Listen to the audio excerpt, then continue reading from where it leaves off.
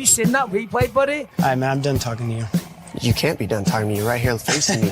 I back. Trust me, I back. Damon! 60 G's, baby! But I'm not impressed by your performance. It's normal. Come on, guys. It's normal. You'll do nothing. You'll do nothing. I'm the man of the hour, Joe. Too sweet to be sour. What you see is what you get, and what you don't is better yet. I'm the women's pick. I'm the men's regret. And if you win against Chael Sonnen, you made a bad bet. I don't have much left to say other than you have seen nothing yet.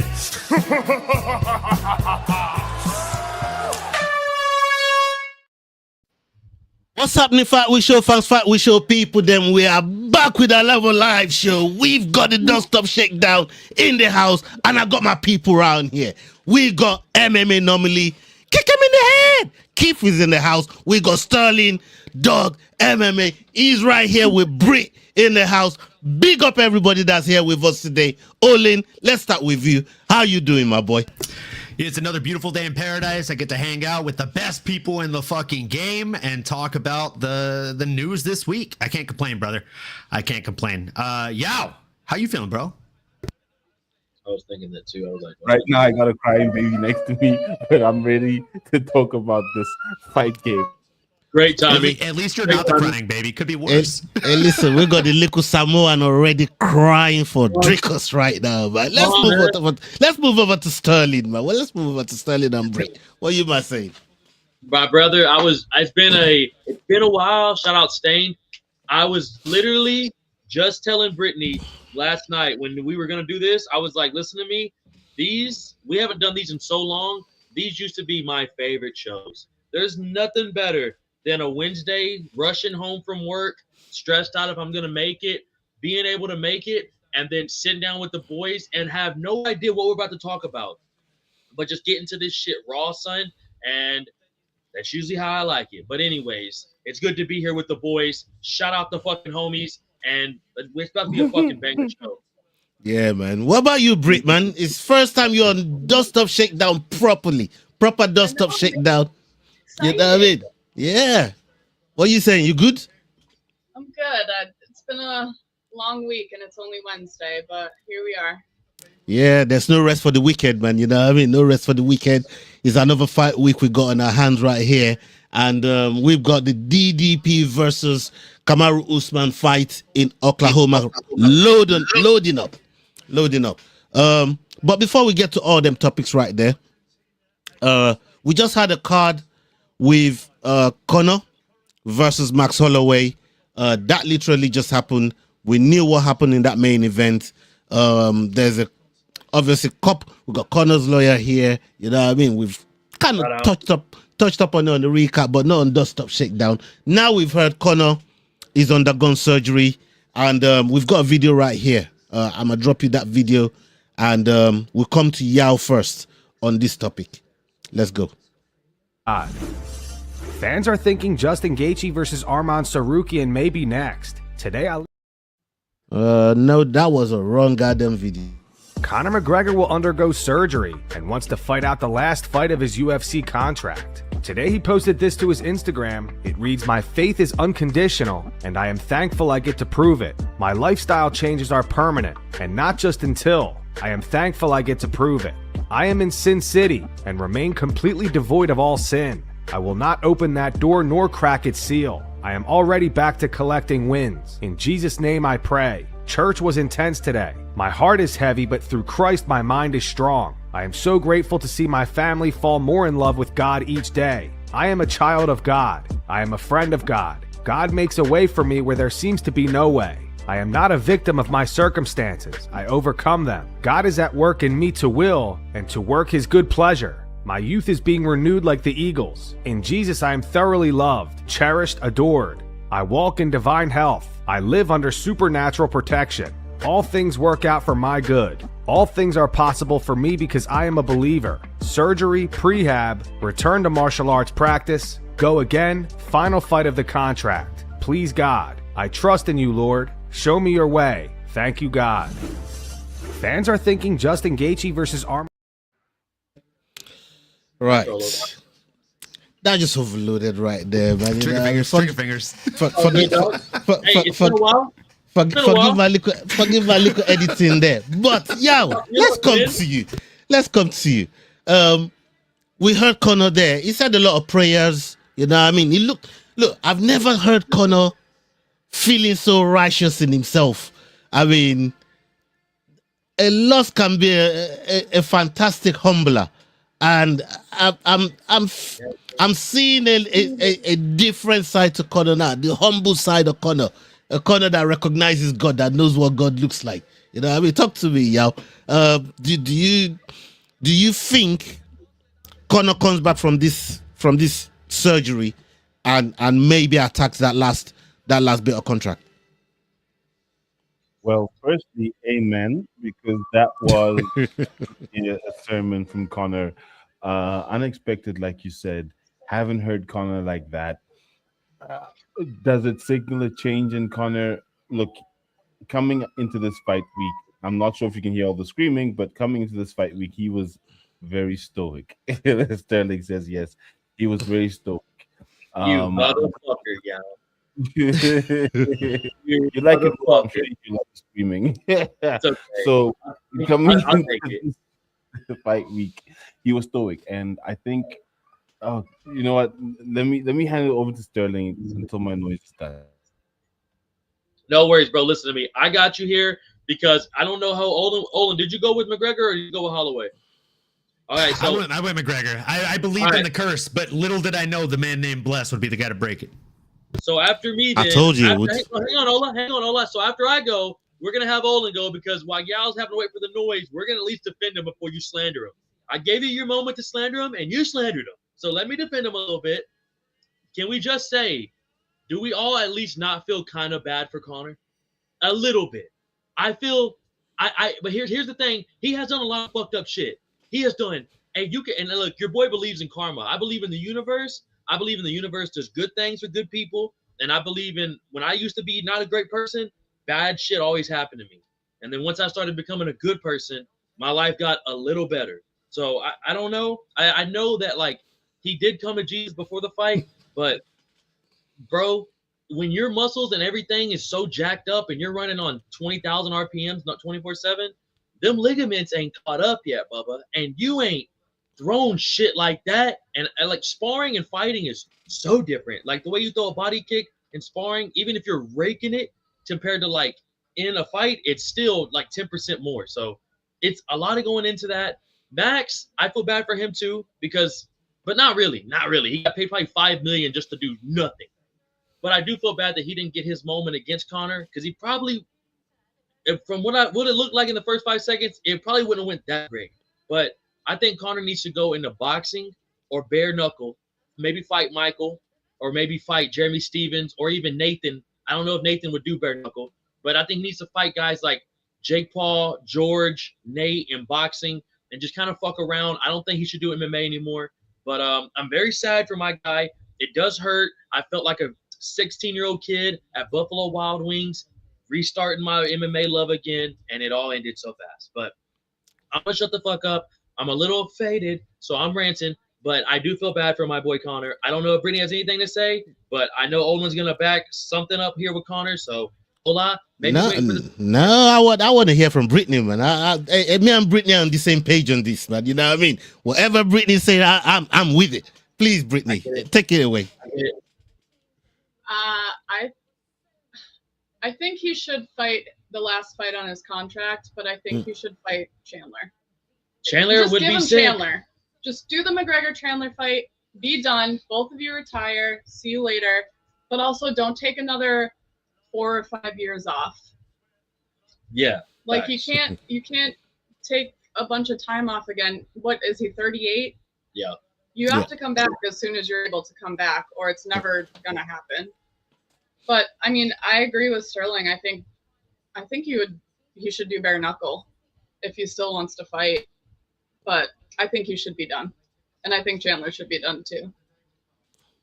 Yeah, I mean, even with like say doing bare knuckle, like you said, he's staying in combat sport.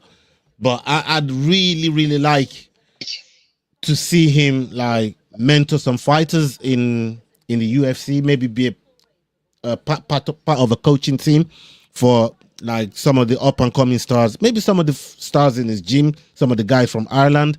You know what I mean? Kind of like we saw what Glover Teixeira did with Pereira. You know what I mean? Just mentor. He just mentored Pereira, guided him towards lots of championship and defending titles as well. So he could do something similar. I think he's got the capabilities and the fact that Conor till this day, how many losses he's had, he's still the biggest star in the UFC. Is crazy. And being able to pass that knowledge on and the know-how to maybe another up and coming, prospect would be dope. Just like bring some fighters under your wing. You know what I mean? So I don't know, but yeah, like I said, staying in bare knuckle. Yeah, he'll be in combat sports, but I'd like to see him give back to like up and coming fighters in the UFC. He's turning over a new leaf, like he says he is. Yeah, I do agree that would be a good look for his image. I just don't know that he has it in him. Like the guy that you referenced was Glover Teixeira, somebody that we've seen grow up in the sport and outside of the UFC, somebody that we've seen have empathy in the sport inside and outside of the octagon. Conor, somebody that I don't think I've ever really seen shown. It looks like he just found God. I mean, it looks like he's taking a page out of John Jones's fake playbook. If I'm calling a spade here, boys and girl. With all due respect. I don't know if you guys watched, but I did. I did episodes every Tuesday whenever they'd have the tough that season with him and Connor and Michael Chandler. Yeah. And I don't know if you remember that, but he would show up to practice drunk and basically just beat the shit out of his team.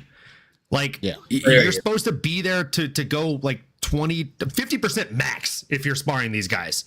Yeah. And if you watch those clips, all of us have trained and been around this sport for so long, you can very evidently see he's not going 50%. He's picking clean shots. He's throwing spinning back wheel kicks, landing with the heel on people the week they have a fight on the competition. I just think some people are good trainers and have a knack for it and others don't. Just because you're great at doing something doesn't mean you're good at teaching it at all. So I don't know if that's the next path for him. I will say, putting on my tinfoil hat, we all know that Conor McGregor has had a vast history with the Kinahan cartel in Ireland. Do you know how much money you could have won if you bet for him to not land a single strike? Probably $1 billion. Probably $1 billion. Bro, do you know how much? Do you know how much money he owes that cartel? That's fucking mental. When you think about it like that, bro, like he didn't fucking land a single strike. Neither fighter landed a shot. Do you have any idea how much you could have double side betted that? I think Max landed a leg. Tens into billions, bro. He landed a leg kick, no? Did Max land a leg kick? Maybe. I think you could have bet on each fighter to not land a punch, probably. Yeah, but either way, for Conor to not land a strike, there's some fish in the water there, bro. Something smells fishy, and I don't like it. I'll be honest. I just think that it also sets things up. Sorry, go ahead. My bad. I would say I didn't like it when we were all doing. I'm a pescatarian. I'm a pescatarian. I'm just saying. Random ass comment to fish in the water. Yeah, whatever. You just talk whenever I'm talking. It's cool, brother. My bad. I didn't know. But I'll finish real quick. I'll get back to the point. I just want to say I didn't feel comfortable from the walkout with Conor. I don't know if y'all noticed it, but if you look at every walkout compared to that one, he looked weird. Fuck. He looked scared. He looked like he didn't have any confidence behind him. And I said this in the show the other day, and I'll say it again here. Like the way that he was looking at the crowd, I can only describe it like this. Like if I found out right now that I'm gonna die by the end of today, that's the way I'm looking at Mary. If I don't have the balls to tell her, hey, I'm not gonna be here when you wake up in the morning. I'm dying today. This is the last time you're gonna see me like this in this way. Right? Like that's the look he was giving to the crowd. Like, hey guys, it's been a great ride. I've loved every moment of it. I've cherished it. I wish I could give you more. I wish I could do for you what you're expecting today, but I'm dead in the water here. And again, if you just basically got told by the fucking cartel, hey, you throw this fight, you'll be taken care of and you won't die. That's probably the same looks you're giving the crowd, brother. It was just a weird, melancholy kind of sense of being for Conor McGregor, and it's not him at all. He just seemed completely out of character. There was a lot of weirdness to it, and I'll say it again, bro. If you take that fight off of the whole card, that was one of the best International Fight Week cards we've had in the last decade. That card was so fucking good. I feel like and it sucks too because nobody's talking about Bobby Knuckles fucking up Krylov. How about the fact that Conor lasted longer than BSD could against fucking Patty Kid? Bro, real quick. Realize that fight lasted longer than the co-main. Oh shit! You know what? By 10 seconds, Ola. Hang on. Also, let's not make forget. it make sense, bro. Someone had the over 1 minute. I'm sorry, ass dogs. let's not forget either. Brandon Royale upset the fuck out of Loner Kavanaugh. That shit was crazy. Batista upsetted the fuck out of Corey Sandhagen, and then Gable Stevenson, low key, didn't look that fucking bad. Dude stood on his feet and took some bombs and threw some fucking nasty combos. Dude's mad fast. I think the card overall, I feel like we're forgetting crazy fucking moments. Like Olin said, this was one of the best fucking cards, dude. Yeah. Even Kong Wong, that was a good fight. Yeah, bro, she looked fucking stunning. Like she went out there and put herself. I don't know if you saw, but I think she got updated to like number 6 in the rankings. Oh, word? Oh, she deserves. Well, that makes she deserves that. She's gonna get the star treatment, bro, because she has that decision win in Thai kickboxing over Valentina. They're gonna push her hard. Yeah, man. Seriously, let me see some of what the guys have been saying in the chat. We got McGregor's knee here. We got McGregor's knee in the house. He said, me and Conor had a long talk on Saturday night, and we decided to do a titanium knee replacement. No more blowouts, baby. Okay, all right. Yeah, we're going to see if you get that Chandler fight. You know, Bree's been sat here and say, yeah, Chandler is the way to go. Chandler is the way to go. Grimy says here, big up Grimy in the house. Salute to you, brother. He says Conor is the Tiger Woods of MMA. Yeah, you ain't wrong about that. That's tough. Like hookers and drugs. God damn, Grimy. We got Jay Allen in the house. He said, what's up, fellas and lady? Good to see you all. Yeah, man. Good to see you as well, bro. Okay. I think that's it for now. Big up everybody that's locked in. Please make sure you're following everybody that's on the panel and all the names you see scrolling down the bottom of the screen. Go show them guys some love on their channel. Big up to every single one of you. Look, we got some other videos to attend to. Let's check this one right here, and we gonna see what. Kamaru Usman, he's a bum. I've been waiting for that. Hey, you get plenty of chances. I just added that to the soundboard 5 minutes ago. You get plenty of chances to run that, man. You didn't have to do a test run right there. You didn't have to do a test run right there. All right, let's see. Let's check this one out, man. This one's about your boy, Sterling. This one's about your boy, and then we'll come back and get your take on it. Let's check it. Fans are thinking Justin Gaethje versus Arman Tsarukyan may be next. Today, Ali Abdelaziz posted this on X. He wrote the champ's next fight will be against someone he's never fought before. I'm really excited for this matchup. So if you look at the lightweight rankings, Gaethje has fought everybody in the top 5 except Arman and Benoit Saint-Denis. BSD just got submitted in 52 seconds by Paddy Pimblett, so he obviously won't be fighting for the title. That leaves Arman Tsarukyan as the most likely option. What do you guys think about that matchup? If it does happen, who do you think gets the W? Drop your opinions in the comments. Okay, Sterling, if you remember, cast your mind back to that fight there with Max and Conor, and you brought on Arman's name. You brought Arman's name up to the table, bro, and that deflated me. And I thought, no, man, I don't even want to be hearing Arman in this. But now there's a table set for Arman. What's your take on this fight here with Arman, because BSD is now out of the picture? And how do you think Justin does? I'll be honest with you. I really don't fuck with Arman. I've always brought that up. I'll never forget the moment he tried to either show off in front of Nina and fucked his back up, or just pulled out because he couldn't make the weight. That's the only two options. And he didn't make the weight for the title fight. And then Renato Moicano ended up getting fucked on that because he took the fight on 7-minute notice, gets mauled. He's not getting another title fight for another 2 to 3 years now. And now when people look at Islam's resume, they're gonna go, "Oh, he beat Moicano? Yeah, he beat Moicano when he was supposed to fight Benny Dariush." Benny Dariush, yeah. That's a complete different motherfucker to fight. You go from Benil Dariush to Islam? Fuck my face. That's terrible. So, mind you, they didn't even give Benny his show money. No. was fucked up, by the way. And Crazy. That's not on him. That his opponent was like, yeah, I'll fight in the main event.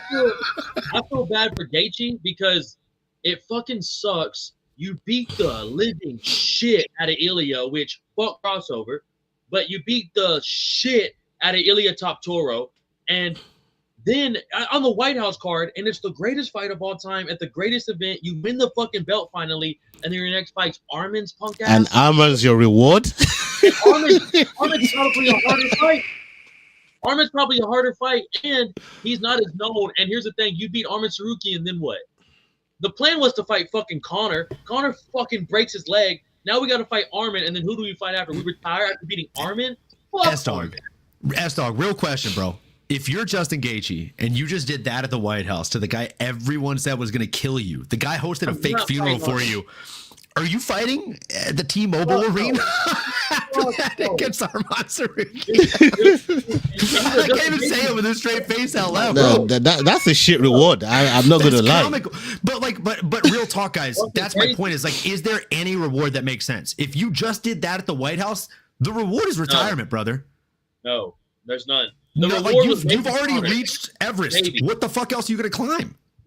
The best thing we had there was if Conor won, maybe we could have fucked around and just. That's the only chance. But that was it. Now it's like, bro, you want to fight Armin, and if you lose to Armin, that fucking super sucks, and it's a chance it could fucking happen. And if you lose to Armin, what do you do to go out on top after that? You're fucked. You run it back with Patty, like you run it back with Fazia. Yeah. What do you do with your career? You retire then. Yeah, he should. And you don't want to retire on a loss. Like this is like, to me, this is a no-brainer. I just genuinely couldn't fathom why anybody would have that ending or that potential ending to their career and say, "I guess I'll do one more." That's just not logical. Yeah, I'm not feeling it. It just doesn't get me moving. No, Holloway versus Patty for the BMF. Or sorry, Holloway lost the BMF belt. I still try to block that one out of my memory. But no, Patty for the BMF belt against Charles Oliveira. That's the one that makes sense. Max versus Gaethje rematch. That's just weird, bro. Like he beat him, and he was up 4 rounds, and decided to give him a shot in the last 10 seconds, and still did that. You never get a rematch against me. Hold on, let me see if Brittany got a different take on this Arman and Justin fight. Do you think it's a good matchup? Do you think Justin can upset the apple cart here and maybe even get that win against Arman? Because we thought the same thing about Ilya, and look what Justin went out and done. I mean, I always believe in Justin, and I will always pick him. So I think he could beat Arman, but I also don't fuck with Arman either. Because one, he's not even active, so who knows if he's even gonna fucking take the fight? Is he gonna pull out at the last second again? And then if he does win, then we're gonna have him as a champ. And he's. Is it his fault that he's not been active though? Is it his fault that he's not been active? Yes. If you cost a company you work for $12 million in 24 hours, it is their right to put you on the fucking shelf, kid. You are a defective toy that they can't count on. He literally had a chance to weigh in as backup for that fight, and he said, "No thanks, I'm gonna go wrestle." And then you know what happened? The people that actually give a fuck about their job, like the Mauricio Rufis of the world, volunteered, bought their own plane ticket that the UFC did not pay for, and showed up. And Ola, one more thing. Plane tickets ain't no problem for Arman. Like come on, man. Come on now. Come on now. That's the problem. Why didn't he go? Show up. Ola. And then here's one more thing. They give him a fight against Dan Hooker. He fucking headbutts him at the weigh-ins. He's just dirty, bro.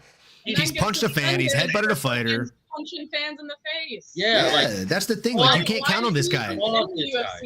Like real talk, Ola. If you own a multi-billion-dollar business and you have one employee that out of 3 of 3, the last 3 times you've scheduled them and tried to give them work, I felt to serve this time. Cost you money. I felt to serve this time, and after I served this time, Dana carried on punishing him. We did plenty of shows, Olin and Sterling. You remember, we did plenty of shows where Arman been saying, "I've been ready." They just won't give me a fight, and we see Dana so many coworkers that say they're good at their job, blatantly shooting himself in the foot and not giving Arman fight when Arman been ready to fight. So that's why I was saying. That's why I asked Brittany if that was his fault that he hadn't been active because he'd been ready, and Dana kept punishing him. And so many times I did shows with the panel right here saying, boy, I think Dana's being harsh now. Like, come on now, I'm gonna serve this time. He did his bid. Like, come on now, give the guy a fight. You know, give the fight. Give the guy a fight. Sterling's point, he did his time, and then he headbutted Dan Hooker when they gave him another chance. He serves his time and then comes back and does some dumb shit. And mind you, this is like the whole him costing the again. I did the fucking math with my corporate America bullshit brain. They like literally he lost them $12 to $14 million in 24 hours. If I did that, like, we're friends, we're boys. If I did that to you, I would expect you to never fuck with me again. Yeah, that's a lot of money. That's a lot. Yeah, that's a lot of money. It doesn't even matter if you're a multi-billionaire. If I lose you that stack, you're like, this guy sucks. He's dead to me. It doesn't matter what I say. He's gonna fuck this guy up. This is gonna be bad. And as besides having a defense for his belt. Say that again. Sorry, I didn't catch what you said there. Sorry, you were breaking up there. Say that again. I said him doing Armin, it doesn't really do anything for his career. I agree. I mean, yeah, he's defending his belt, cool, but like, he's not important enough, I don't think. It does nothing for his legacy. I agree with you, Britt. Not at all. Does nothing for him. You just beat the shit out of him. If you have the chance for the last name on your legacy to be beating the killer, Ilia Totoro, at the fucking White House, in the fashion you did it, no matter how, if you go out and flatline Arman with one right hand, it still it pales in comparison to that performance. Mm-hmm. There's no win there for him. And you're at the T-Mobile, like you said. You want to go? You were at the fucking from the White House to T-Mobile. I'm killing myself the next day, dog. Like, what the fuck did I do? This guy in the chat, real quick, he said, "Do you think he has a chance against Islam?" No, dude. Islam's 170 now, and if Islam came back down, like, it would be a bad matchup. He would do the similar things that Khabib did to him, but he's a much better striker than Khabib ever was. Deny, what's up, my boy? Okay. We got Deny here. It says no replay on full UFC Freedom 250 card. It's bothering me as much as it's being held on a Sunday. That's like when the Jackass crew tells you, we did this skit, but we're never going to release it. It's in the vault. Like, what the fuck are we even doing here? Yeah, it's crazy. Yeah, that sucks. But look, this. Let me put a disclaimer out there. I'm not here pining for Arman to win. You might know who my guy is. Ali Abdulaziz, Dominance MMA, Justin Gaethje, Trevor Whitman. Like, these are, you know what I mean? These are my peoples, dog. You know, I was just playing devil's advocate. You know, we got a show to run, so somebody got to, you know what I mean, try and get people to see Arman's side. Ola, you do believe in some crazy shit sometimes, so I never know if you're fucking with me. No, come on, you should know. You should know better, bro. Like, I just reeled up the whole clan to you right there, man. Like, come on, what we doing here? You know what I mean? Okay. Yeah, we've got another video right here, and we're gonna go ahead and get Brittany's expertise on this one. This was actually funny, but yeah, let's see if we can get Brittany's expertise on this one right here. Let's go. Last week, Israel Adesanya announced that he's parting ways with his longtime Gym City Kickboxing. A few months earlier, rumors surfaced of tension between Izzy and the current UFC light heavyweight champion Carlos Ulberg, who also trains at City Kickboxing. The two were previously close friends, with speculation claiming their relationship deteriorated after allegations that Ulberg slept with Izzy's ex-girlfriend. Fans also pointed to their recent public interactions. Ulberg did not publicly comment after Izzy's loss to Joe Pyfer, and Izzy remained silent after Ulberg defeated Yuri Prohaska to win the light heavyweight title. Izzy also typically posts fight breakdowns and reaction videos after every UFC pay-per-view, but he did not upload either following UFC 327, where Ulberg captured the championship. Izzy posted a video to his YouTube channel announcing that he's leaving City Kickboxing. So Wednesday, 20th May, I spoke to Eugene face-to-face, and I told him I am not coming back to CKB. This was something a long time coming behind the scenes, and we have an understanding. Yeah, I won't lie, it sucks. Not anymore. grief comes in waves for me. For most people, I've grieved before, so it comes in waves. And I've had great days, but also these days where I'm like, Today, Carlos Ulberg posted this to his Instagram story, where it appears that he's responding to Izzy. He wrote, I may just hit my own podcast. Get some facts out there, with a bunch of eyes emojis. I ain't even gonna ask you no questions, Bray. Take it away, man. Like, what you making of all this kerfuffle with Ulberg and Izzy, based on his ex-girlfriend? And do you know, or do you think it's the girl that tried to sue him for half his earnings and that, for being with him for like 12 months or some shit like that? Please take it away. Izzy or Ulberg? Who did a girl try to sue? Izzy? Izzy. Yeah. Okay. That was Izzy's ex they're talking about. You got this. So Izzy's ex slept with Carlos Ulberg, Mm-hmm. supposedly, allegedly, and now he's leaving. It don't look like it's alleged no more. Like Ulberg ain't even denying that shit. Like, Maybe he is. It could be the receipts the other way. Yeah. Maybe Who he's knows? trying to defend his friendship. You know what I'm saying? Facts. Give me the tea. I want all the tea.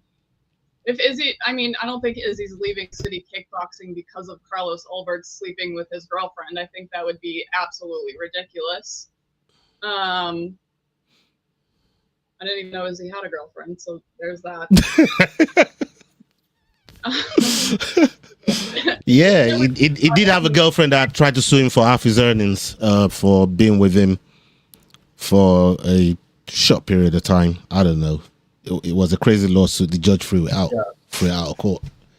She ain't get nothing. Sterling, what are you making of these two brothers been in the gym for a long time, and it's looking like, because it's gonna be because of a woman that Izzy's parting ways with a gym that helped him win and defend so many championships, including the coach Bearman as well, losing a fighter like Izzy. Before you go, Yeah. do you think that Izzy's leaving City Kickboxing because he's on this losing streak and just needs a change of pace, though? That's what I initially thought. Then this whole girlfriend saga came out, and I thought, oh shit, is that what's been fucking his head up, and that's why he's been losing all this fight? Who the fuck knows? I'm not trying to make excuses for him. I'm just. But going to a different gym isn't gonna make that go away.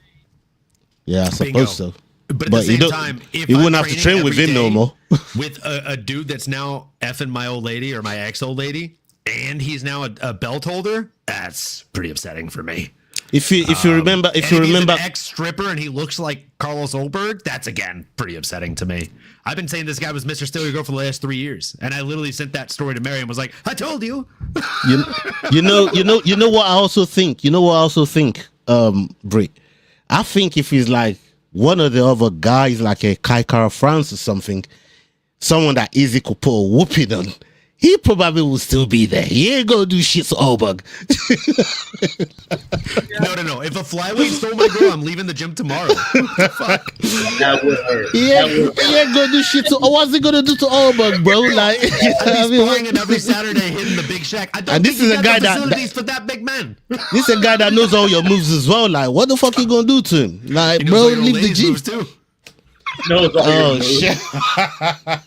Only you're going to hell for that one, bro. Not me, Carlos. Apparently, Blackjack lays it down. Yeah, but hey, Sterling, you got something on this one. You got something on this topic right here, bro. I'm not gonna lie, I'm a little sad if he really is. So he's officially left, right? Yeah, we made the post. So I don't know, bro. I have been noticing him and Eugene the last two fights. Ola, I don't know if you've been noticing this too. That it hasn't looked the same. Maybe it's not been following the game plan. We talked about this.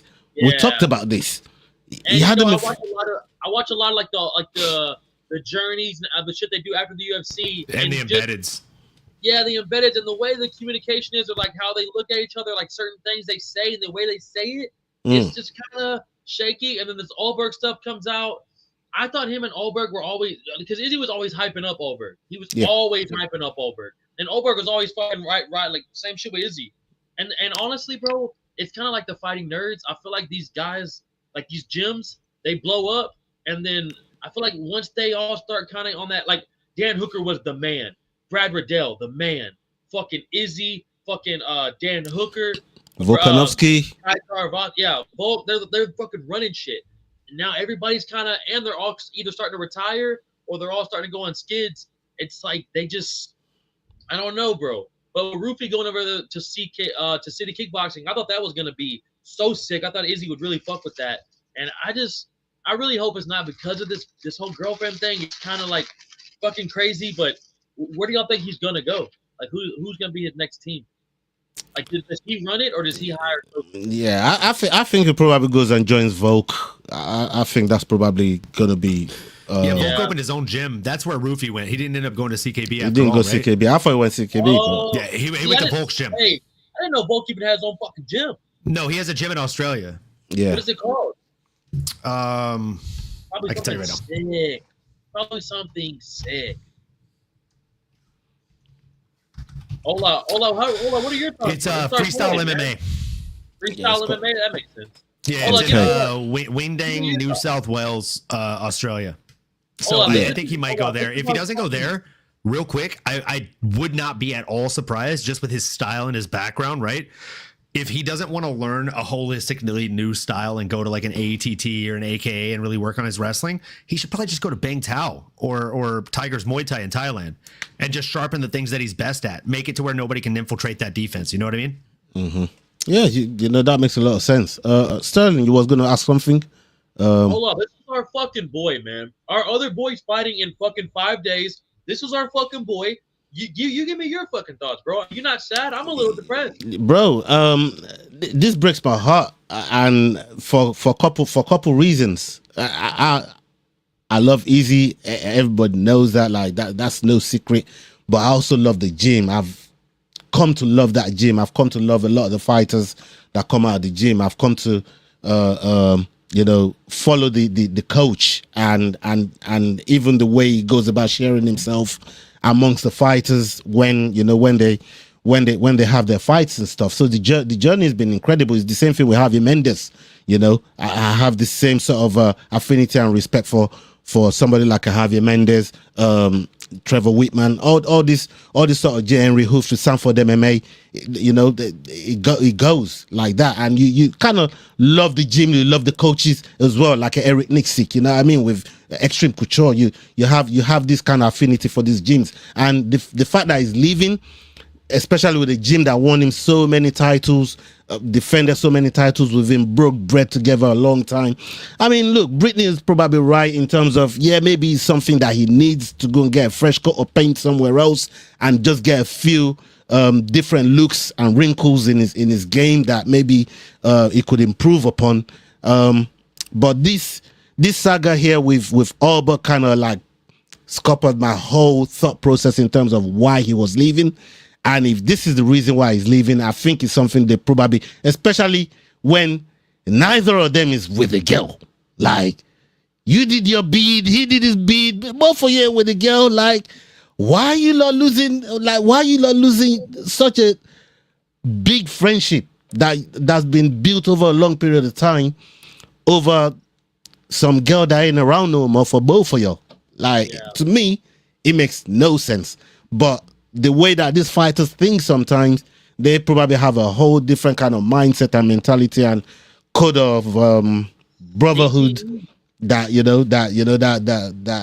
I'm not privy to, and that's probably why they're taking this stance. But it'll be nice to hear Alberg's side of the coin, because he did say maybe he might open up a podcast and do, and put his side out. So it'll be interesting to see what he has to say, because we've only heard from one side. Maybe we've not even really heard from Easy's side. He's not really said why he's leaving. We're just hearing speculations. But I hope that's not the reason. But if it is that reason, then that shit's fucked up, bro. That shit's fucked up. For real. Hey, Ola, it's sad. It's the end of an era, bro. It's just the end of an era. It's sad as fuck. 16 plus years. Of a relationship between him and Eugene Behrman, and like they've had friends pass away and they've raised legends together, right?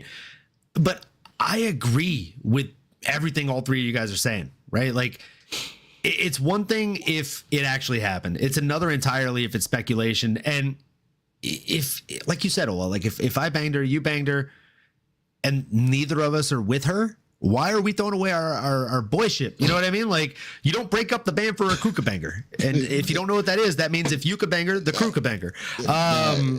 It made no sense. Drake made a song about it. Loving the crew. Shout out Drizzy Drake. You know what I'm saying? Like, you don't like Tyler Betts said schmoes before hoes, bro. Like that's a fact. It's just a weird thing. It's a weird hill to die on. I just don't feel like Izzy would do something like that or let something like that damage his ego. I genuinely think it's more the case of, like, if you've ever been in an unhappy relationship, once you hit like year 5, year 10, if it's still unhappy, you start to really question, like, what the fuck am I doing here? And I think he's been there for 16 years. He's been losing for 4. Yeah.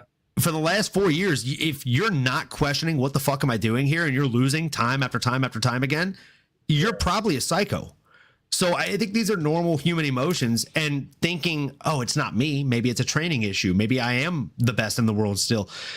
Even if it's delusion at this point in his career, and I say that as an Izzy fan. I love Izzy. I got multiple posters of Izzy on the background. If you say that and it's delusion, you have to feel that way as a fighter. Like Conor McGregor in this last thing we were just talking about, like, you have to think he was a little bit delusional walking into there, whether he had the injury predestined or not.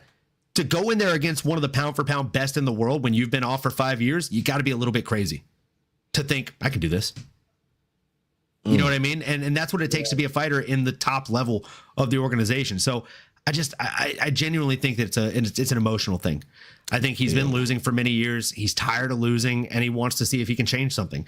He's been doing what Albert Einstein declared as insanity, right? Yep. He's been repeating the same process over and over again for years and expecting a different outcome. It's not happening.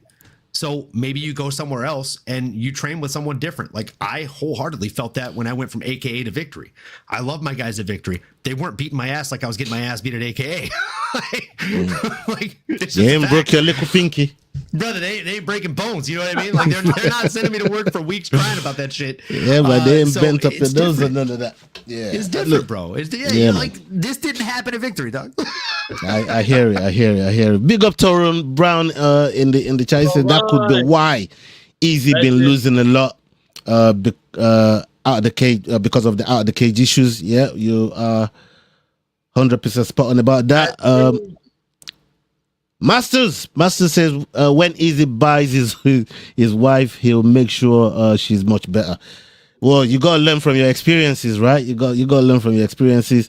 You should go to Bloodline. They're killing it right there. Okay. Yeah, man. Top gym that. Big up Lazy. Lazy says, I heard Bird is chapping where Izzy's headed. Let's just say I hope he has prescription glasses. All right. Sorry. Send him 2-3 years Dagestan to forget. Sorry, I had to step out, but was having an argument the next with Usman. Who has better knees? Whoa. Who would have thought it? Who would have thought it? I never thought I'd hear the day where somebody's going to say Usman's got better knees than somebody. Like, that's crazy. You know what I mean? I never thought I'd hear the day. But Usman stays winning awards, bro. Okay, let's check this one. Right, yeah. This is one for you, Olin. Let's check out the video. While reacting to Conor McGregor's injury, Tom Aspinall appeared to take a little jab at Joe Rogan. What's going on? Oh.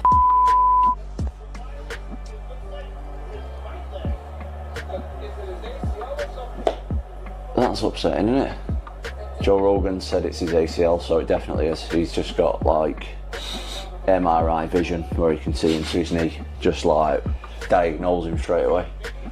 It's horrible, that, isn't it? Tom Aspinall also reveals that he has informed the UFC that he's ready to return whenever to defend the heavyweight title. After Ciryl Gane defeated Alex Pereira at the White House to win the interim title, Gane called for a title unification bout with Aspinall in Paris. Tom says he's willing to make that fight happen. Listen, we've let the UFC know that we're ready to go, and we're just waiting for dates. We told them we can do it in Paris, we told them we can do it wherever they want. So we're just waiting for him to let us know. I'm in the gym, smashing it. We will be with you the week after. We'll come and film a bit of a sesh. Yeah. Got the boys back in town, so we'll keep people updated. But as we say, the UFC, we're waiting on them. We are waiting on them. Okay, Tom's ready to fight, but he took a pot shot at Joe Rogan over there, man. You know what I mean? Took a jab at Joe Rogan. What are you making of what he was saying there in terms of the injury that, you know, our boy might have sustained there? And on top of that, talk about the return of Tom coming to defend his title against Cyril Gane. Yeah, man, I think, you know, I agree with Masters of the Universe here. I don't know if it was a jab necessarily. It's just his humor. And I think clearly people don't get it, right? I thought the comment and the delivery of the comment. Perfect. I mean, it doesn't get much better than that. Like that's a similar kind of sense of humor that I have. I love that shit. And the fact that he calls it as he sees it. If my dad watched that clip, he'd be like, boy, that Tom Aspinall's like a referee. He calls it like he sees it and he don't miss much. You got to get him a striped shirt and a fucking whistle, huh? Yeah. Real talk. Hey, Olin, as we well know, the English talk a lot of shit. So he could just be talking shit. I mean, I may not be familiar with that shit. Tom just be woofing. Tom just be woofing. He could just be chatting shit, as they say. Nah, Tom just, he's just woofing, man. And the difference between Tom taking a jab at somebody, like if he takes a jab at you from his couch in the comfort of his living room, he will also take that same jab at you in a hotel lobby in person. 100%. There's no shame in the game. If Joe called him out on that, say, hey, you know, I heard you said this about me, he'd be like, well, yeah, Joe, you call it as you see it, as obviously, you know, MRI vision. He'd say it to his fucking face. So I don't have any ill will about him saying that. As far as him commenting on his comeback, all I can say is that I'm excited about that. Like, I'm a huge Tom Aspinall fan. I've got the Tom Aspinall sound clip. I just am excited to see him back in there.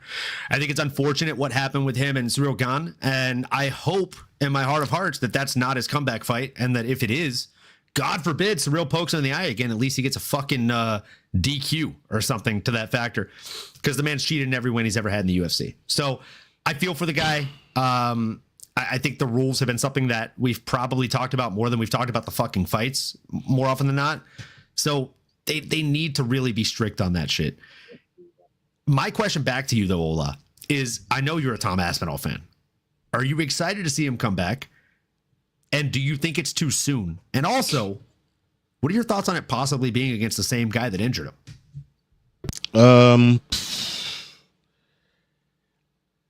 Look, I'm happy he's coming back. I like the way, since Curtis Blades, I had to make a big apology. If you remember that apology, I paid $50 as well. You know what I mean? I had to make a big apology. But going into that Cyril Gane fight, and I was going to direct this to Brittany actually, we all saw who was favorites going into the Cyril Gane fight with Aspinall. Yeah, Aspinall was like a big favorite going into the fight. But after seeing what Cyril Gane did with Alex Pereira and the way he handled that fight, do you now think Aspinall is that much of a favorite going into this new fight with Cyril Gane after seeing the way Cyril Gane fought the last time? I think we'll probably have this one's for Brit. This one's for Brit. Sorry. Yeah, this one's for Brit. I mean, I think he won't be as much of a favorite. Cyril Gane looked good against Alex, regardless of the back of the head shots, whatever the argument is. He looked good. Probably the best he's ever looked, honestly. Mm-hmm. But Alex is also not Tom Aspinall. So, and I think Tom's gonna come back with a vengeance. And if he eye pokes Tom again, oh my god, I cut him at this point, because what the fuck? Yeah. But like, it's the only fight that makes sense. Tom has to come back and fight Cyril. He can't fight anybody else. That's stupid, because it's gotta happen. But I think I don't think he'll be as much of a favorite. I think it will be closer, but I think I would go with Tom still. Yeah, I mean, dude, I would 100% go Tom, bro. But here's the thing, though, Ola. I wonder what kind of confidence beating the fuck out of Pereira gave Gone. And he's already been in there with Tommy, and he's already kind of felt him, and he didn't look bad. He did bust Tommy's nose up. But here's the thing. I want that French motherfucker out cold. Out cold. And if anyone can do it, it's your boy Tommy. Tommy can definitely do it, man. So I think Tommy, he now knows what he has to do coming into this fight, in terms of the way Ciryl Gane approached the fight, because Ciryl Gane was popping him before the eye poke, right? And Tom just couldn't get that read on him, and because he couldn't get the read, he was moving frustrated, which then gave Ciryl Gane a bit more confidence to just manage the distance and pop him from the outside. Now, I think Tom knows, hey, listen, I'm not faffing around with you on the fucking standing and shit, man. We taking this shit to the mat. It's a 10-second takedown, brother. Right off the back, bro. I'm not fucking about with you. 1-2 blast double right down the fucking pipe. Bro, we're taking this shit straight to the mat. That's what I'm thinking. Glove touch at this point, Ola. I mean, he's faking the glove touch. He's hitting that Rashad Evans versus Rampage double leg, bro. Blast double. Yeah, what are those? Dude. Yeah, 100%. And honestly, like, bro, why wait around? Ola, he probably might shoot the takedown just because of the fear of like being on the feet with that guy again, and you see him doing this shit again. So you might like instinct might just kick in. You might just say, "Fuck this! I'm against the fence. I'm clinching. We're wrestling. Fuck this." If he starts treating me like I'm finger food again, we're going to the ground, bud. Yeah, I think that should be Tom's game plan. I don't care who knows it. Go perfect that shit so he can't do nothing about it. You know, and I think that's the way to go. Literally, Ciryl will probably give up his back real quick. Tom will cinch that shit in, and that'll be all she wrote. I think it could be a very easy path for Tom, but if he wants to stand and bang with him, I think that'll be a bad idea, because Ciryl got that reach, bro. Like, he probably got the most reach other than Volkov in the heavyweight division. Like, and outside of Volkov and John Jones, he's the guy. He's the guy, like, and he knows how to manage distance. I was gonna say the way that he utilizes the range is nasty work. Yeah, bro, and the way he mixes up so much strikes. He'll hit you with the leg, a side body kick, head kick, and within 3 seconds, jump in and out, 1-2 leg kick, 1-2 back to the head, and he's fucking dense. Like, he made Alex look small. You know what I mean? He's a natural 265 fucking heavyweight. And he used to play basketball, so his footwork is nasty. No, for real. Let's see what the chat's saying. We got Masters there. When Tom comes back, there are lots of new fighters that could challenge him, which he didn't have before. Hookit, Waldo, getting better. Stevenson. Yeah, I mean, look, he said he'd never fight Delija. You know, that's his training partner right there. He's doing all right in the heavyweight division as well. So yeah, you got a point there. Definitely got a point there. It's a little tough for now. Seeing him fight Hokit if Hokit wins his next fight. I mean, that's a real possibility. A real possibility. Oh, Parachik is a nice name. Parachik as well, yeah. Parachik is a nice name, dude. Yeah. Tevin says, Tiwi's. He says, what's up, fellas? Tune in this weekend to watch me chin check Montez round 1. Okay. Shout out. Big up. Is that Tommy McMillan in the chat right now? T-Swizz? Imagine, bro. My guy, Tommy McMillan. I'm betting the house on you, bro. Let's go. I'm trying to buy a house, so I'm preemptively betting it on you this weekend, brother. Yeah, man. Big up. Ciryl is better at distant management. Yeah, I agree. That's why he needs to go for the takedown. Yeah. That's the reason he needs to go for the takedown. Big up Zach Dolan. Yeah, man. I think he plays by the rules of John Jones. John Jones has said in multiple interviews, I've cheated in almost every fight I've had, and until I lose a fight because of it, I'm gonna keep doing it. Yeah, man. Aspinall would disrespect the fuck out of the distance, says WMC. Okay. Yeah, he just needs to go take him down, man. Distance just means more room for me to get to take you down, bro. Drive. He needs to do that. He needs to do that. I think that's the way. I think that's the way forward. I really do. What do you think about this comment from Masters, Ola? I don't know if you're about to move on or not, but I think this is a good. Let's have a look at it.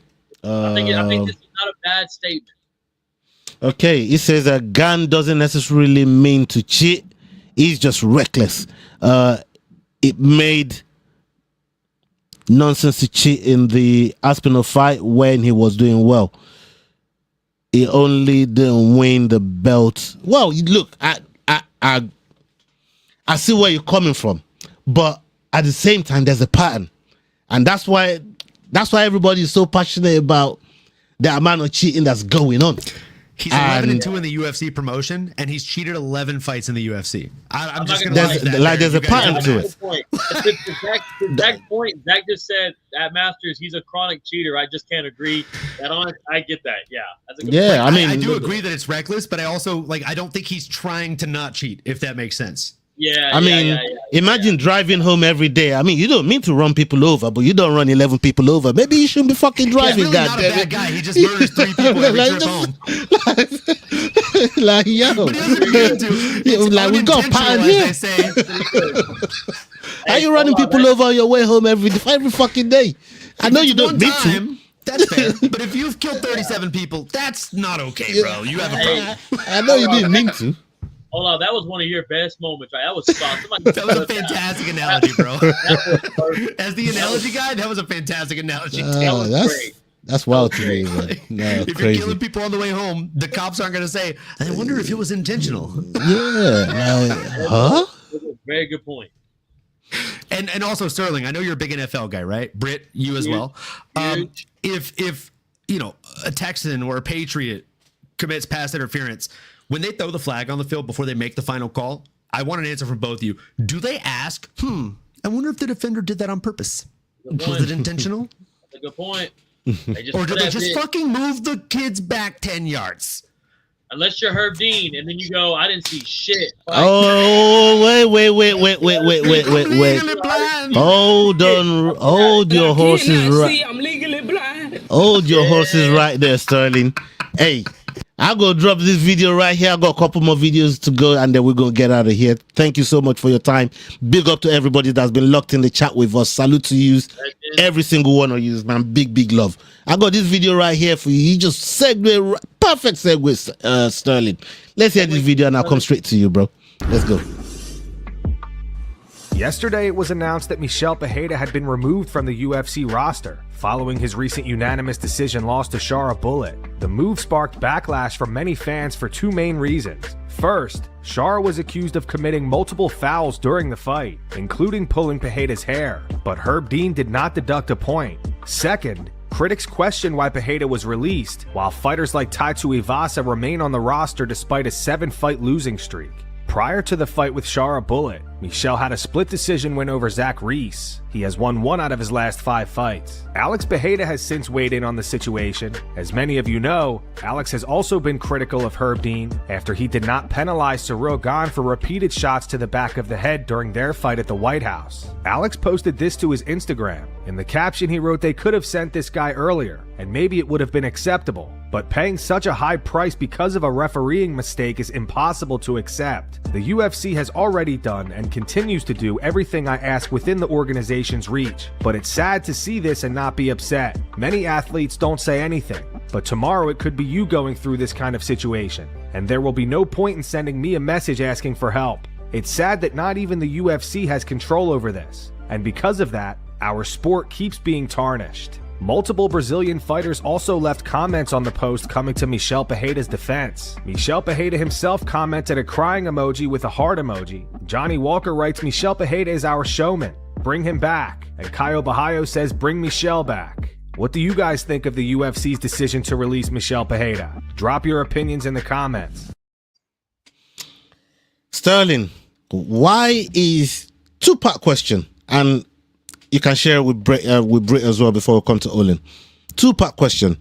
Why is Michel Pereira not in the UFC no more, and we still got Bam Bam Tuivasa in the fucking UFC with all this brother just racking up losses? That's number one. Number two, your Herb Dean scenario.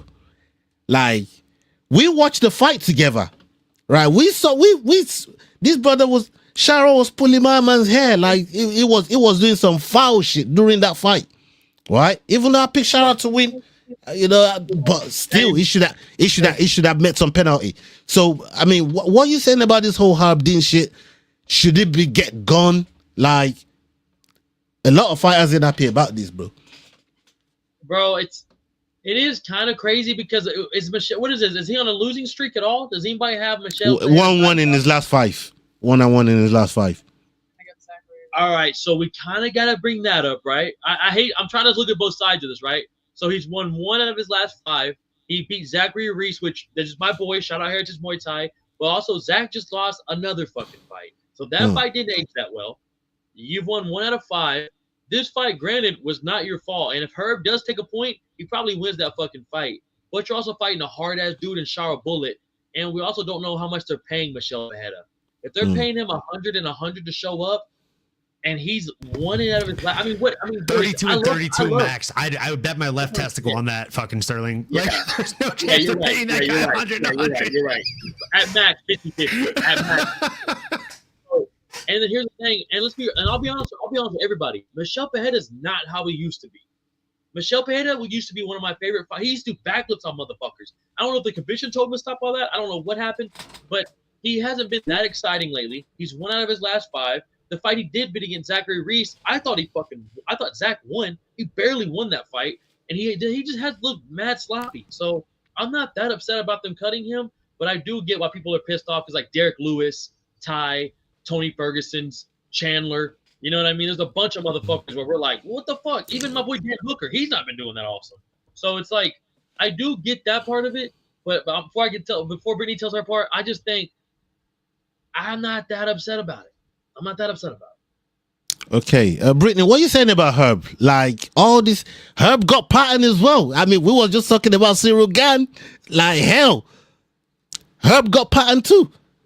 Like, how long we gonna put on with this pattern that we keep seeing with Herb up until they do something about it? That's a good point. Yeah, I think it's getting worse too. I think he just doesn't call. Most of the referees, I feel like they've been better about taking points recently because so many people are talking shit.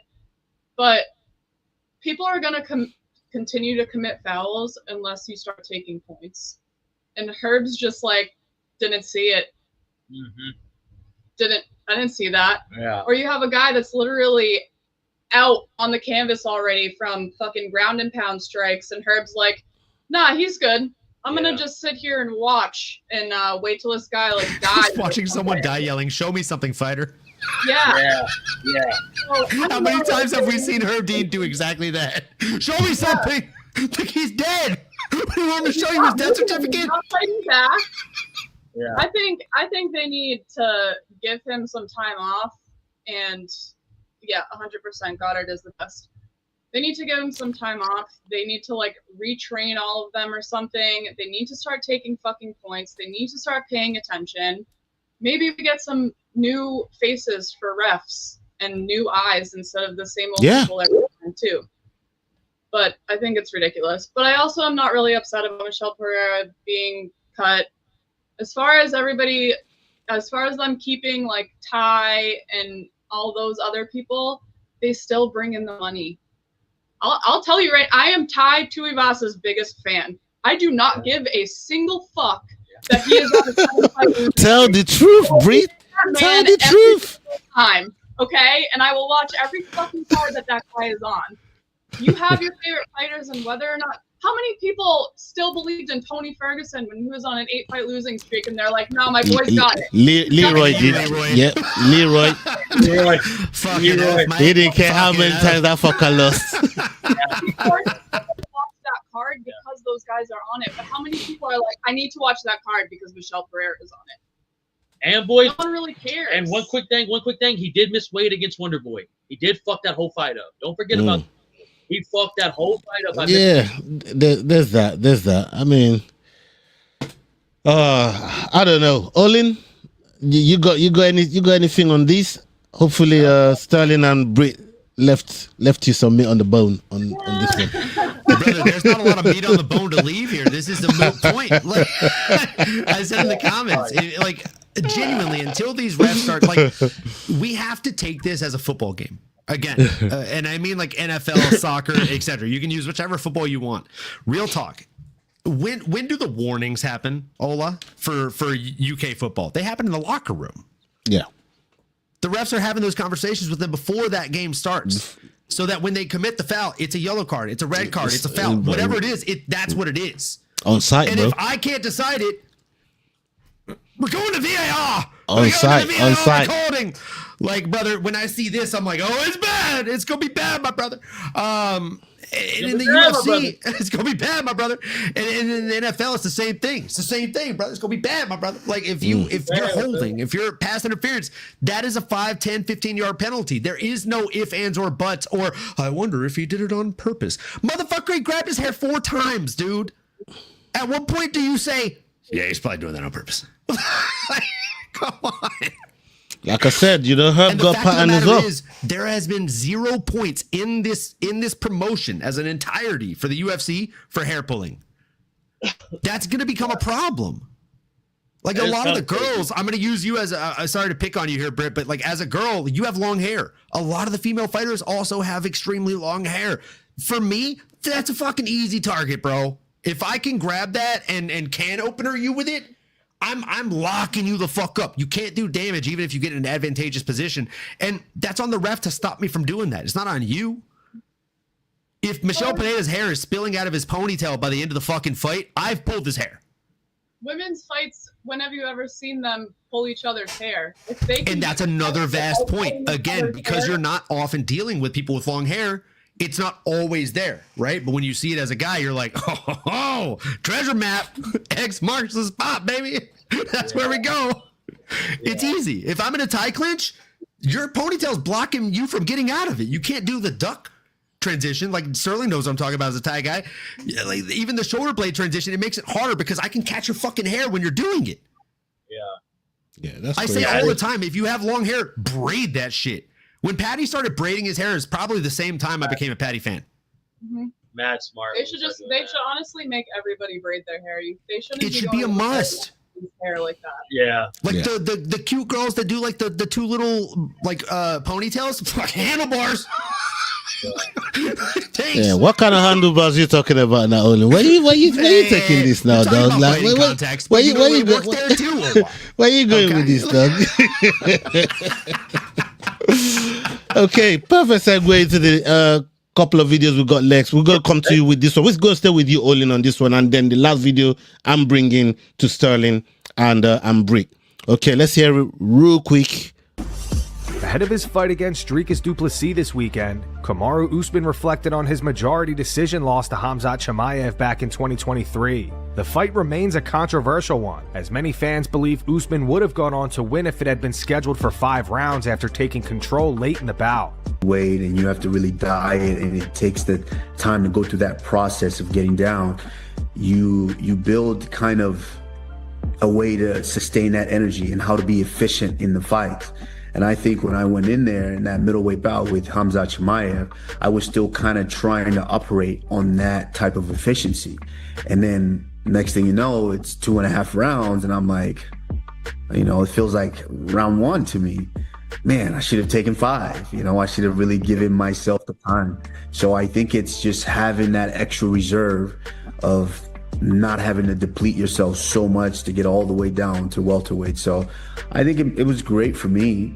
So I'm interested to see how that plays a factor here when I'm going up against a big, strong, heavy guy that fights hard all of the 25 minutes. So I'm excited to put that to the test and see really how well I do here. Yeah, Olin. we all saw the Chimaev fight. We all saw the circumstances. We all know the circumstances that surrounded it.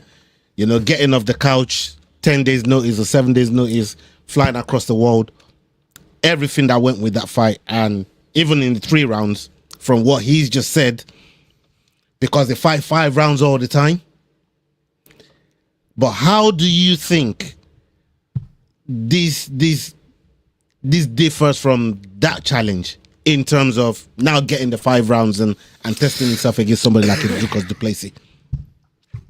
Well, he's going in there 5 rounds this time, which serves him well, but his knees have declined further, right? They don't get better, they get worse. I hate to say it, but you know it's true. And he's going against a bigger, stronger guy. And I mean, like, I'm going to say what we're all thinking. When or if DDP gets this win, he's got to go up to heavyweight and fight Francis Ngannou to unify the 3 African kings under his belt. No, all jokes aside, I think this is a bad matchup for him, bro. Like, stylistically, it doesn't make a ton of sense. I do agree he would have won that fight against Khamzat had it been a 25-minute fight instead of a 15-minute fight. He was coming back in the third. I just think that if you look at Khamzat, and especially his recent performance, he faded in the bottom 3 rounds, right? Like, the second round, Sean had a pulling guard. None of us saw that coming. Maybe Nano did, but not us. And that's what Sean Strickland did to him. Somebody who DDP has not 1, but 2 wins over.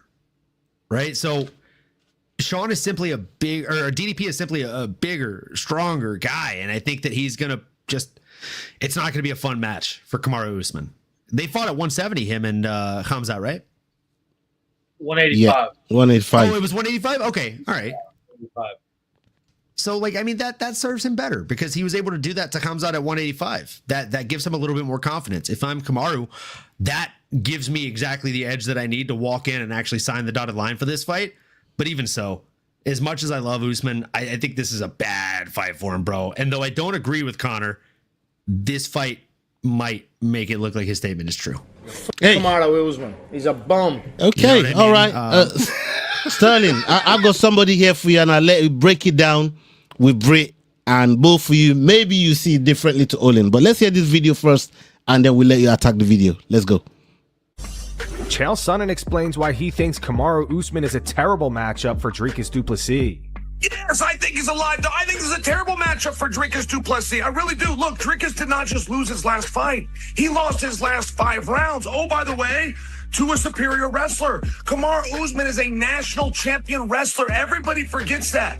They thought that Colby was going to go out and just take him down. For example, people got reminded he did it on the Division II level, and Division II doesn't get the same credit as Division I in this country, but he's still a national champion. He was an Olympic prospect back in 2012. Kamaru Usman definitely can win this fight. Olin, you heard my man said it's a bad matchup. You literally said the opposite of what you said. Now, Sterling, we've now talker. You've not heard what Chel said, and I know you kind of the same thinking, but let's hear it from your side and your perspective on what this fight means for Usman. I'm not gonna lie, I didn't even think about that point by Chael. Not only did he lose the fight, he lost all 5 rounds, brother. And one of them was a 10-8, to be honest with you. He got fucking dominated. If you're Usman, you arguably beat Khamzat in a 3-round fight on 10-day notice and flew across the country in Abu Dhabi. When Khamzat was the boogeyman before Sean Strickland broke his bitch ass. Let's always mention that. When Khamzat, yep, you gotta throw that in. You gotta make sure that, because on Father's Day, he texts Strickland and goes, make sure you have a good day. So never forget that. He saw Khamzat. So now you were the guy to fight Khamzat before that happened, when he was that motherfucker, and you arguably won. Now you're about to fight Dricus, the guy that you pretty much, we all think beat the, not beat the shit out of him because he just laid on him for 5 rounds, but dominated him. So if you, and honestly, bro, if he fights like he did against Buckley, oh my God, this is 4-1, maybe 5-0, maybe even a finish. I don't think Khamzat needs to stand with Dricus. Dricus is a big, goofy motherfucker who hits so fucking hard. And honestly, I used to not believe that nose bullshit, but He went 5 rounds with Sean. No fucking Air Dricus problem. is a different Dricus, bro. Air Dricus is different, dog. Brother, I can't wait to be able to breathe through my fucking nose again come September. He's a bad motherfucker. But I just really hope. I really hope, Ola. I know we're doing the prediction show Friday, so I'm saving all of it because I want that ball fraud face to face. I'm saving it. It's a He was Wednesday supposed to night. be here. Oh, that little ball. Hey, didn't show up for the Justin Gaethje Deporia shit either. Yeah, he be swerving and talking. You know what I mean? He be swerving and talking. Little ball fraud. But I'll save it for that. But Ola, I think our boy gets it done. And I like Chell just said, I think he's a liver dog than people think. And I'm rocking with him for this Friday. Yeah, man. What are you saying, Britt? I think Kamaru is going to be too technical for DDP. I like that shit. I think DDP is just he's so goofy when he fights that you're like, what the fuck are you doing? Like he's not a technical fighter at all, and I think Usman's gonna be ready for that, and I think he's gonna win. I arguably think that Sean Strickland won against DDP, but that's just me. I like that shit. I think Usman's gonna be a problem for him. I don't think he's ever fought anybody like him before. Hey, Pip got it timed perfectly. Chaos versus control. What Pip's just put in the chat, that's fucking spot on, dog. Typically, we see chaos beat control. Yeah. It's the weird herky jerk unpredictability. I don't know. I'll tell you why. This is why, you know, I fuck with what Pip's just put here. Shout out to Pip. Pips. When you're saying chaos beat control, I don't know about that, Olin, and I'll tell you why. Trevor Whitman is one of the greatest minds in the fucking sport, bro. When we're talking about game planning for a motherfucking war, dog, Trevor Whitman is the man I want in my corner, bro. Same. Right? Same. When it comes to going to war, like absolute war, which is what this one here represents. And because these two guys know there's a prize at the end of this fucking fight right here, because they both got wins over the guy that's got the fucking belt, right? So I believe this is going to be more of a war that we're giving it credit for, and everybody this is my take on this Usman's knees bullshit right now, and I'm gonna fucking kill it dead right here. Usman ain't had no knees since he beat fucking Woodley. I'm here to fucking break it to you. He ain't had no knees since he beat Woodley. He had to walk since down he beat Woodley, he ain't had no fucking knees. I don't know if you guys them knees been gone since then. Since before then. Hey, Ola, I hate the fact that you're not wrong. And Ola, if you go ahead and look at that resume, he won 10, 15 in a row. Bro. He beat the shit out of people. That guy ain't had no knees since before Woodley. I don't know what. Look, everybody keep bringing up like that shit get tiring. I'm here to kill it dead. You know what I mean? The knees ain't no factor in what Usman goes on. How many times in Usman's career, Olin, I'm going to ask you this, because you referenced it in your little monologue earlier on. How many times in Usman's career in the UFC has his knees decided whether he won or lost? It's his mental. It's his fucking mental. I agree with Sterling. It's his mental fortitude that drives him forward, right? He literally. It's like his coach. So tells why him, we keep bringing up them knees, and he dog? says, "Well, we don't need knees." Look. The same exact way that Britt says Kamaru, DDP hasn't faced somebody with the technical prowess of an Usman. I think Usman hasn't fought anybody as herky jerky and just weird as DDP. Like if one of my friends who's never watched an MMA fight asked me to describe DDP to them, I'd say he's a 250-pound, 4-week-old puppy dog. You don't know what he's going to do because he also doesn't know what he's going to do. But if he does it, it's not going to feel good for you. And it's not even going to look like he's trying to hurt you. He's just trying to cuddle you or hug you. Or maybe headbutt your hip, which we saw him do against fucking Sean Strickland. He's a weird fighter. He's the opposite of eating potatoes. Everything in my logical brain tells me Kamaru should win this fight. But everything in the MMA better in me tells me not to bet on this fight at all, not even with Sterling's money, right? But I'm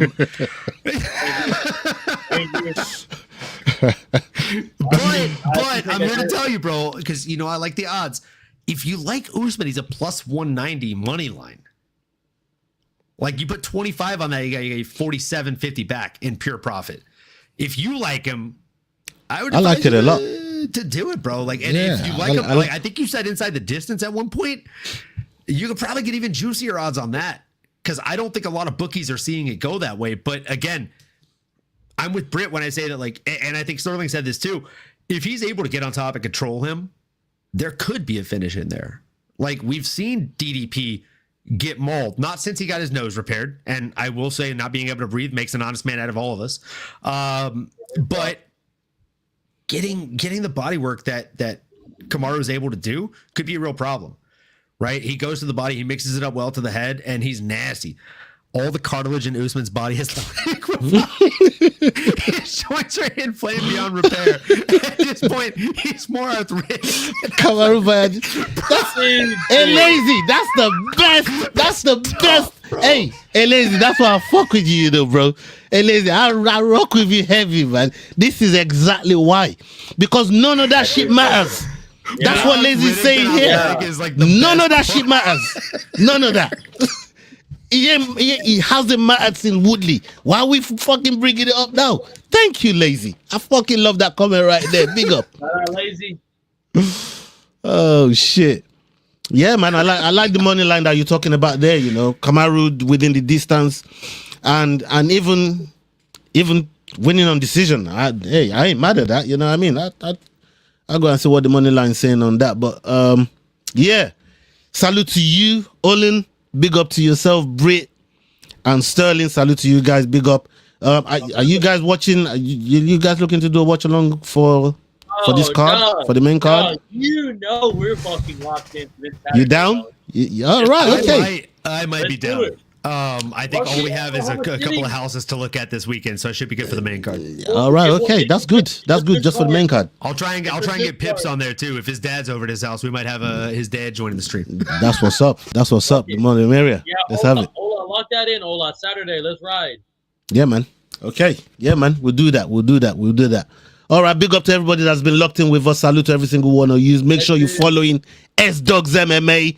Go follow his lady Britt on the on the socials as well. We got Olin MMA Normally. Go show him some love on his page. He's doing some great work on there. And salute to everybody that's joined us tonight. Masters, Peep, Grimy, you know what I mean, Toron, every single one of you that's been loading up in the chat, man. Big up every single one of you. Make sure you're back here on Friday. We're going to be doing the prediction show, followed by the watch along for this fucking card right here, the main card. Can't link us up for all of that. We're dropping content after content on the channels. So make sure you go show some love. And yeah, up onto the next video, people. Hasta la vista. Hey guys, this is John Anik from the UFC. You're watching the Fight Week Show. Please subscribe. Not now, but right now. Subscribe to the Fight Week Show. We'll see you guys on the road soon.